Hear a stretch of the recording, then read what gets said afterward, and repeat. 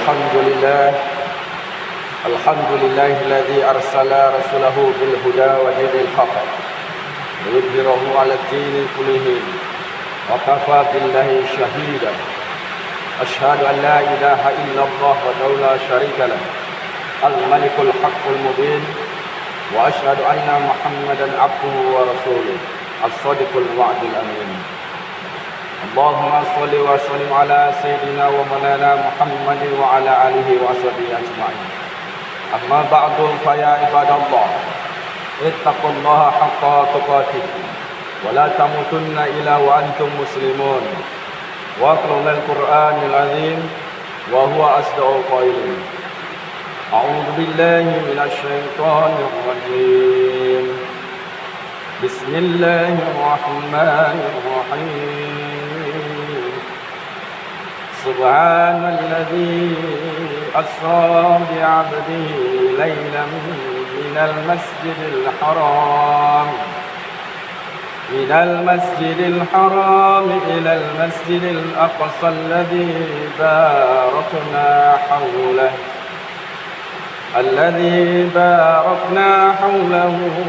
لنريه من آياتنا إنه هو السميع البصير.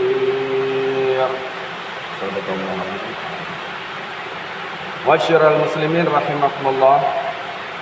Pertama dan utama marilah kita bersyukur dan memuji kepada Allah Subhanahu wa taala. Dengan rahmat dan hidayahnya kita masih diberikan kesempatan, kesehatan, kenikmatan iman dan Islam, dan kita dipertemukan dalam ketaatan kita kepada Allah Subhanahu wa taala, dapat memenuhi panggilan Allah berupa kewajiban Jumat yang di masjid yang mulia ini. Semoga rangkaian ibadah kita dilipat gandakan pahalanya dan mendapatkan keridhaan dari Allah Subhanahu wa taala. Amin. Salawat serta salam marilah kita sanjungkan kepada kepangkuan Nabi besar Muhammad sallallahu alaihi wasallam dan keluarganya beserta para sahabat dan pengikut setianya sampai akhir zaman. Banyak-banyaklah kita berselawat kepada baginda Rasulullah SAW sehingga nanti kita mendapatkan syafaatnya di akhirat kelak. Sebagaimana khatib mewasiatkan kepada kita, marilah kita meningkatkan iman dan takwa kita kepada Allah Subhanahu wa taala dengan sebenar-benarnya takwa, melaksanakan segala apa yang diperintahkan Allah dan meninggalkan apa yang dilarangnya. Jangan sekali-kali kita mati kecuali dalam keadaan Islam. Masyiral muslimin, sidang jamaah Jumat yang dimuliakan Allah Subhanahu wa taala. Pada kesempatan Jumat kali ini, khatib akan menyampaikan tentang Mi'raj orang beriman. Isra Mi'raj yang kita tahu merupakan peristiwa yang sangat luar biasa yang dialami oleh Nabi Muhammad SAW, yang dimana beliau diperjalankan oleh Allah Subhanahu wa taala dari Masjidil Aqsa di Mekah menuju dari Masjidil Haram di Mekah menuju ke Masjidil Aqsa itu di Palestina. Kemudian dilanjutkan dengan perjalanan vertikal ke Sidratul Muntaha. Di sana berjumpa dengan Allah Subhanahu wa taala. Dalam peristiwa Isra Mi'raj itu, Nabi mendapat perintah dari Allah Subhanahu wa taala atau oleh-oleh, dapatkan hadiah yang sangat agung dari Allah Subhanahu wa taala, yaitu perintah salat 5 waktu sehari semalam yang untuk kita jalankan sebagai hambanya Allah Subhanahu wa taala. Kemudian kenapa ini merupakan dikatakan hadiah yang luar biasa dari Allah Subhanahu wa taala? Karena kepada Nabi Muhammad SAW dan kepada umat beliau ini diberi namanya kesempatan untuk mengulang kembali apa yang dilakukan oleh Nabi Muhammad SAW, yaitu Mi'raj lewat sholat yang kita kerjakan.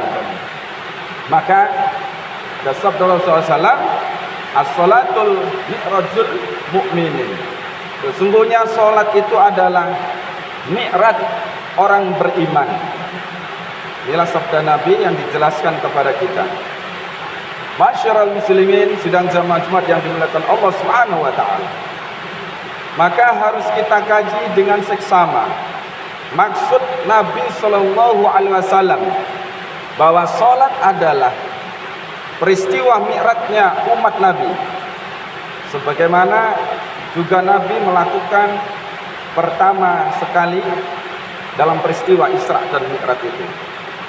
Nah, bagaimana salat ini bisa menjadi sebuah peristiwa yang luar biasa bagi umat kita?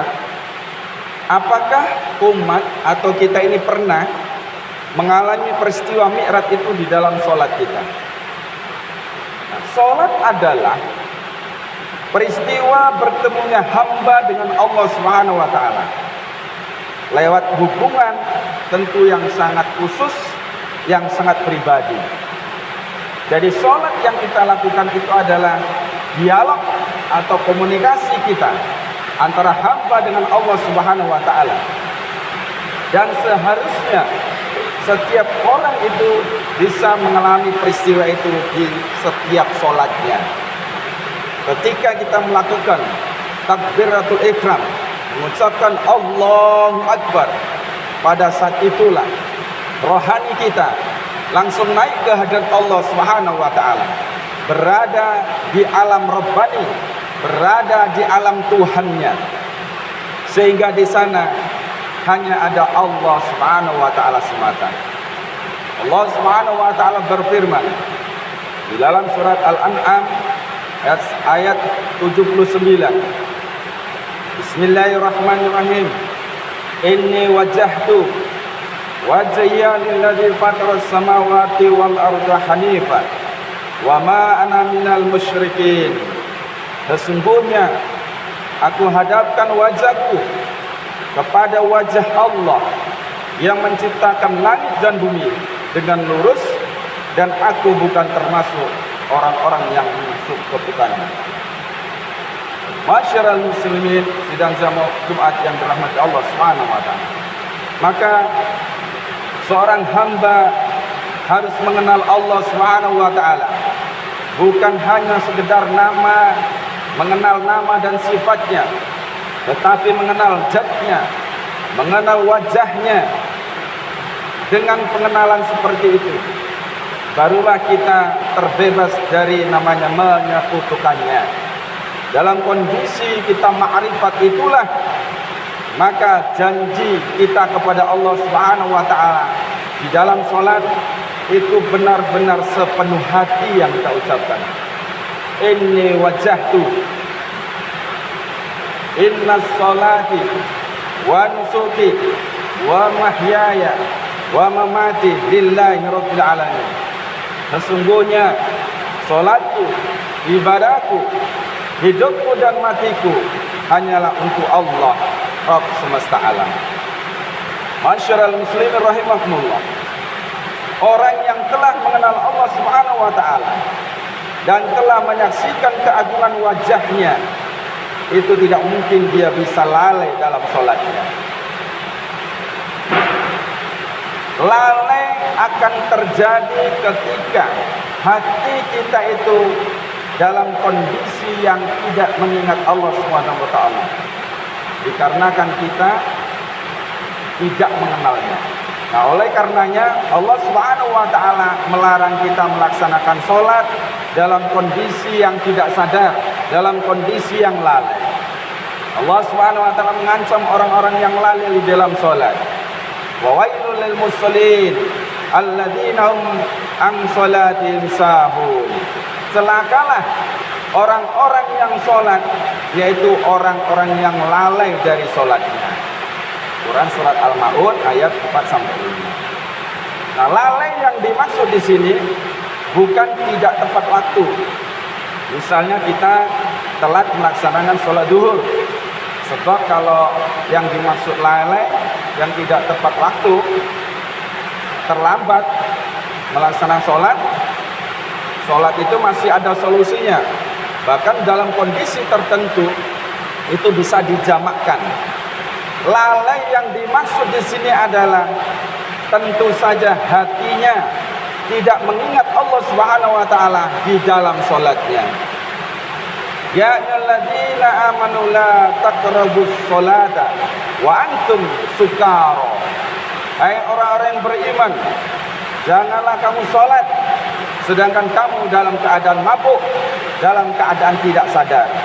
Di Quran surat An-Nisa ayat 43. Mabuk yang dimaksud di ayat ini adalah bisa bermakna mabuk karena alkohol, tapi bisa juga bermakna mabuk akan dunia. Kita di dalam sholat tidak diperbolehkan itu untuk mengingat anak istri, mengingat pangkat jabatan, mengingat usaha, dan lain sebagainya. Namun berapa banyak orang di dalam sholatnya mengingat itu semua. Jemaah semua rahimakumullah. Pertanyaannya yang harus terjawab adalah bagaimana caranya kita agar segala selain Allah itu tidak terbawa di dalam sholat. Seorang mukmin harus mencapai namanya sholat khusyuk agar mendapat namanya kemenangan. Sebagaimana dalam firman Allah Subhanahu wa taala, qad aflahal mu'minun alladzina hum fi sholatin khashi'un. Sungguh beruntunglah mereka yang beriman, yaitu orang-orang yang khusyuk dalam sholatnya. Quran surat Al-Mu'minun ayat 1 sampai 2. Sholat yang tidak khusyuk akan bertolak, akan ditolak dan akan celaka. Kalau sudah ditolak dari awal, sudah pasti kita tidak akan mendapatkan pahala sama sekali. Yang ujungnya nanti akan masuk neraka.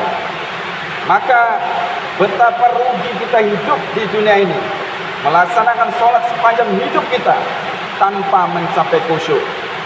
Sholat itu nanti akan dilempar kembali ke wajah kita oleh Allah Subhanahu wa taala, tertolak seluruhnya. Masyarul muslimin rahimakumullah. Salat khusyuk inilah yang bisa memenuhi janji Allah Subhanahu wa taala. Salah satunya bisa mencegah perbuatan keji dan mungkar. Jadi betapa banyak orang-orang yang telah melaksanakan salat akan tetapi bisa melakukan namanya korupsi, melakukan perbuatan yang mencela, melakukan perbuatan yang maksiat, melanggar perintah-perintah Allah Subhanahu wa taala. Artinya, sholat yang dikerjakan itu tidak memberikan hasil apa-apa dan akan tidak juga berefek sama sekali dalam kehidupan kita. Masyarul muslimin, sidang jamaah Jumat yang dirahmati Allah Subhanahu wa taala. Hakikat sholat itu adalah mengingat Allah, zikrullah, mengingat Allah. Sebagaimana firman Allah Subhanahu wa taala, innani annallahu la ilaha illa ana fa'budni wa aqimis sholata lidzikri. Sesungguhnya aku ini adalah Allah, tidak ada Tuhan yang hak selain aku, maka sembahlah aku dan dirikanlah sholat untuk mengingatku. Quran surat Toha ayat 14. Wa dzkur rabbaka fi nafsika tadarru'an wa khifatan wa dunal jahri min qawli bil khuduwa wal asali wala takum minal khafilin. Dan sebutlah nama Rabbmu dalam hatimu dengan merendahkan diri dan rasa takut dan dengan tak mengeraskan suara di waktu pagi dan petang, dan janganlah kamu termasuk orang-orang yang lalai. Quran surat Al-A'raf ayat 205. Karena itu inti dari sholat itu adalah zikrullah, Inti dari sholat itu adalah mengingat Allah Subhanahu wa taala. Maka fokus utama kita sebelum melaksanakannya adalah senantiasa hati kita itu harus mengingat Allah Subhanahu wa taala. Maka kalau di Aceh ini, disinilah ada peran namanya tarikat. Peran tarikat ini sangat penting, di mana seorang murid yang diajarkan oleh gurunya itu untuk berzikir, mengingat Allah lewat metodologi, lewat cara yang diwariskan oleh Nabi Muhammad SAW, sehingga hati kita itu senantiasa hadir Allah Subhanahu wa taala di sana. Di dalam tarikat juga ada namanya suluk. Kalau kita di sini itikaf untuk mengintensifkan zikir kita itu, sehingga hati kita itu benar-benar terasah dengan baik, terlatih. Hati kita akan senantiasa mengingat Allah Subhanahu wa taala, baik di luar salat, apalagi lebih-lebih di dalam salat kita. Masyiral muslimin rahimakumullah.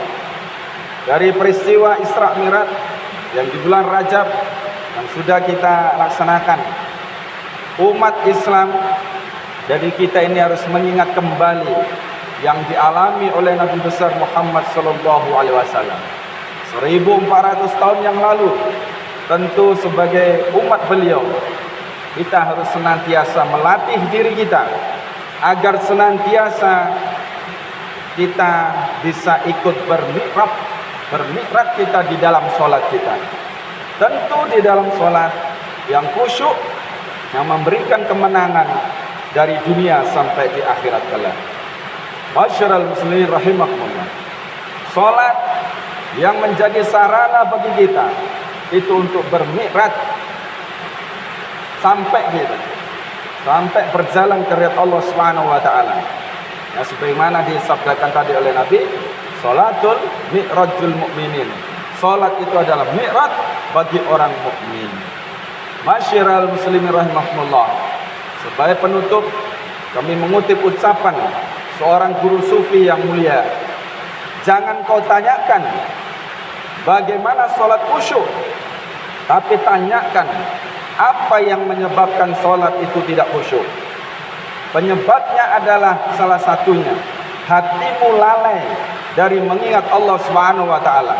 Karena itu, bersihkan hatimu itu dengan zikrullah, mengingat Allah, sehingga dengan cahayanya Allah senantiasa hampir ke dalam hati kita. Maka otomatis sholat kita itu akan menjadi khusyuk. Amin ya rabbal alamin. Masyiral muslimin rahimakumullah. Demikian uraian singkat tentang khutbah ini. Mudah-mudahan menambah khirah semangat kita dalam beribadah, terutama menjalankan amanah semestanya. Kewajiban kita jalankan sholat 5 waktu sehari semalam, dan kalau bisa kita tingkatkan sampai sholat kita itu mi'rajul mu'minin, yang kita bisa mi'raj, kita orang beriman, maka akan sampailah di alamnya Tuhan, di Sidratul Rabbani. InsyaAllah dengan demikian sholat kita akan bermakna, akan bernilai, mendapat pahala nanti yang kita akan dijaminnya, yaitu di dalam surganya Allah Subhanahu wa taala. Amin ya rabbal alamin. Bismillahirrahmanirrahim. Alhamdulillahilladzi arsala rasulahu bil huda wa dinil haqq liyudhhirahu 'ala ad-dini kullihi wa kafaa billahi shahida. Asyhadu an la ilaha illallah wahdahu la syarika lah wa asyhadu anna Muhammadan 'abduhu wa rasuluh. Allahumma salli wa sallim ala sayyidina Muhammadin wa ala alihi wa sahbihi ajma'in. Amma ba'du fa ya ibadallah ittaqullaha haqqa tuqatih wa la tamutunna illa wa antum muslimun. Wa qulillahil Qur'anil Karim. Subhanalladzi asra bi'abdihi laylan minal masjidil haram إلى المسجد الأقصى الذي باركنا حوله لنريه من آياتنا إنه هو السميع البصير. Barakallahu wa lakum fil Qur'anil azim wa nafa'ani wa iyyakum bima fihi minal ayati wal dzikril hakim wa taqabbal minkum tilawatahu innahu huwal ghafurur rahim.